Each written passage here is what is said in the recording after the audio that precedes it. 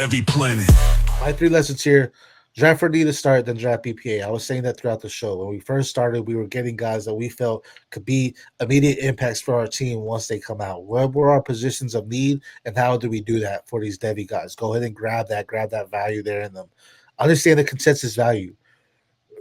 The guys, the Nick Morris debate there. I absolutely love Nick Morris, and I could be completely off because I have him as a first round talent, but I don't know if consensus does that, and I don't know if the community necessarily does that. So in that sense, I think there's opportunity to get someone else there and have him drop for you. Again, you can miss out on him, but if you take the shot on someone that has higher name value at this point in time, that's where you're kind of going in because it's like, okay, well, this guy can then trade for Nick Mars plus potentially because I took him earlier instead of taking Nick Mars later, and now the guy with higher value dropped down. And then my thing was wide receivers are plenty, also the most sure bet. Time and time again, there's more wide receivers on the field than any other position, right? At any given time. I mean, I guess you got one wide receiver set, but two wide receivers most of the time, right? That you even have your three or you have five wide, whatever it is. Wide receivers are plentiful. They become one of the most sure things in Devy drafts, in my opinion. So when you're going after them, wide receivers become key because even when we're talking about the running backs, quarterbacks, tight ends, I feel those are such positions that they fluctuate so much. Or the wide receivers, if the guys are healthy and they're on their team, chances are they're going to be studs throughout their college career and be something on that. These quarterbacks, running backs, we've seen again. Malachi Nelson, top guy, dropped all the way down. He's at UTEP now. We're probably not even going to take him in the 10 round Devy draft. Maybe in the 15 or 20 in supplemental drafts, he's on the board, right? So you understand those values in the wide receivers. I feel are your safest bet. So get to your wide receivers when you can as well. Talk to us about your lessons, though. Yeah, so my number one lesson, proximity is a must. If you're taking, and there's two reasons for this, and I'll lay them out. Number one, you know the most about the player you're taking, so it kind of plays into, that sure bet type of thing, that drafting for need. You know this guy has proven something at the college level because that's why you're taking him. He's coming out to the draft soon. He's got a lot of build up. You're pretty confident this guy's going to hit your roster. Mm-hmm. The second thing is your guy hits your roster, you have an open Devy spot again. So you have more bites at the apple. You can keep going back. If you have five guys who are coming out in the draft and you have five Devy spots, you Mm-hmm. can then take five guys the next year. Whereas your Yeah. guy who maybe he's hoarding, these freshman rookies, or these freshmen coming in, all of a sudden they don't have a pick. They can't keep going back to it. They can't take all those shots because it's funny because the way that Devy is you'll take a shot, then they won't make an impact on your Devy roster, so you got to cut them, and then they'll hit the NFL roster, and you're all high hopes, and then 1 out of 4 of those guys will hit your NFL roster well. Yeah. So it really is a game of roulette. No matter how good you are at it, you're Mm-hmm. maybe the difference is then you hit 2 out of 4 Yeah. versus 1 out of 4. I mean that's really it's so hard to really pinpoint these guys. So getting proximity keeps letting you take bites and What's up?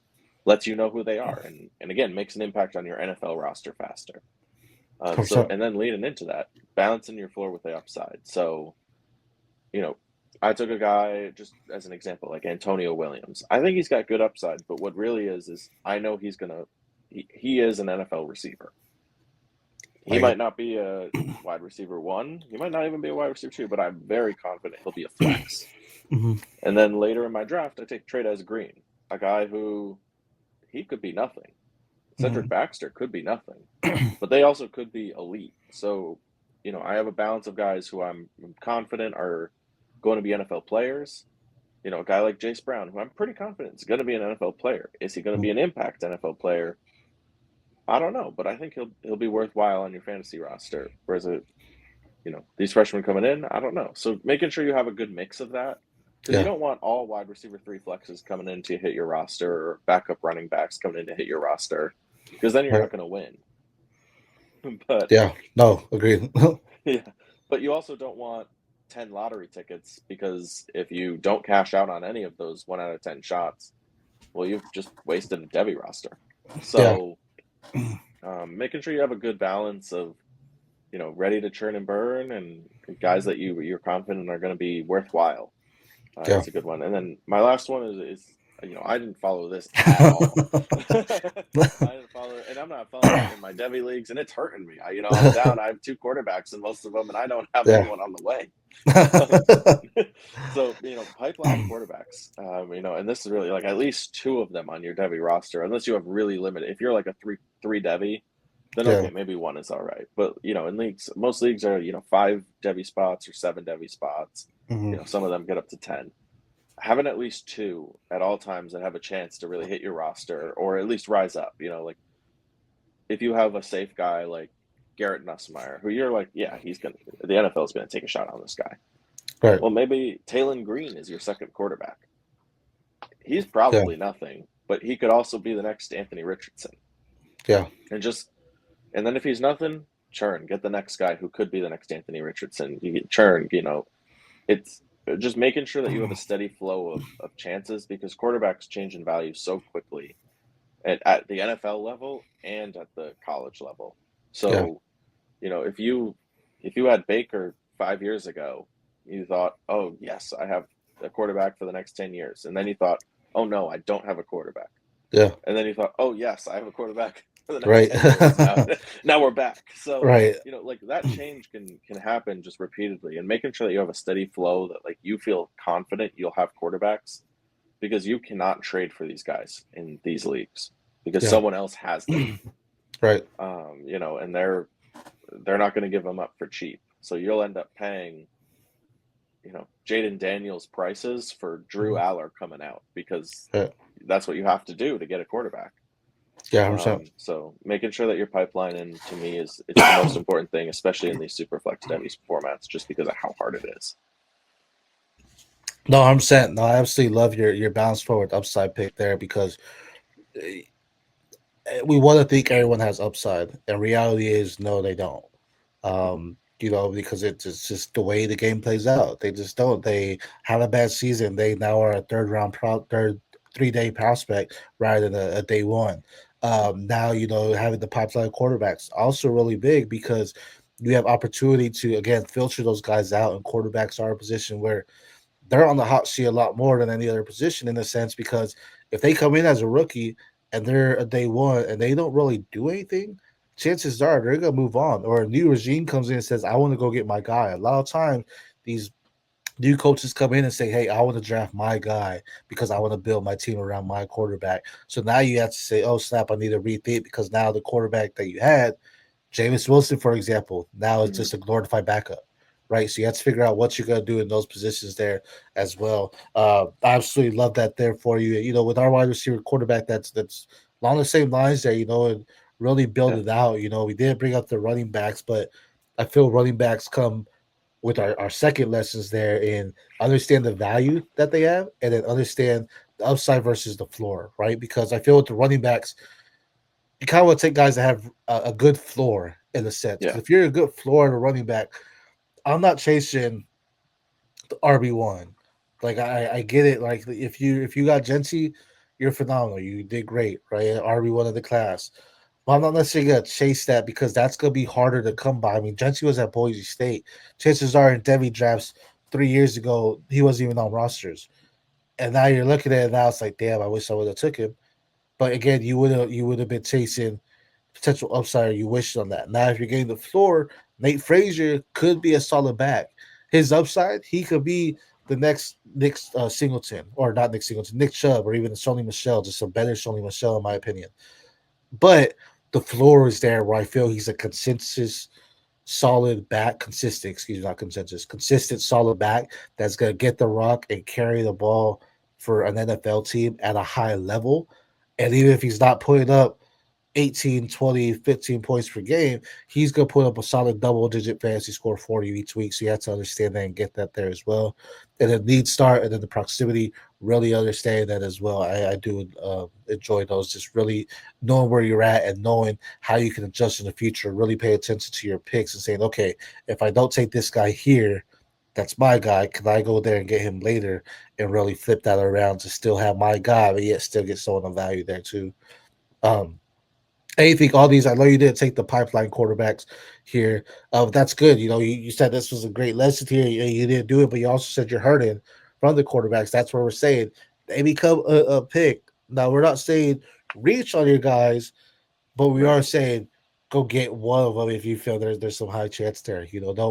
Don't pass on a quarterback that has opportunity or upside there at that point to say, hey, I would take um, freshman running back or wide receiver or whatever it may be as well.